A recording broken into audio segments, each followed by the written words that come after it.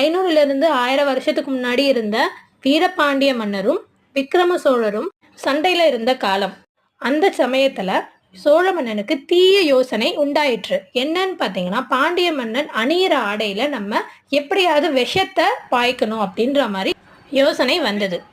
இதை செயல்படுத்த சோழ மன்னனுடைய சேவகன் கிட்ட அந்த நச்சாடை, அந்த ஆடையை பாண்டிய மன்னனுக்கு பரிசாக அளிக்குமாறு கேட்டுக்கொண்டான்.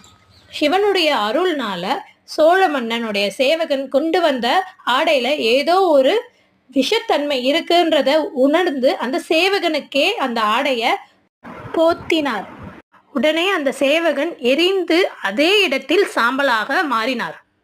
இந்த நிகழ்வுக்கு பிறகு தன் உயிரை காப்பாற்றிய சிவபெருமானுக்காக தேவதானம்ன்ற இடத்துல நச்சாடை தவிர்த்தருளிய பாண்டிய மன்னன் கோயில் எழுப்பினார். சோழ மன்னனுக்கு இதுக்கடுத்து என்ன ஆச்சுன்னு தெரிஞ்சுக்க மேலே இருக்கிற பட்டனை கிளிக் பண்ணி பாருங்க.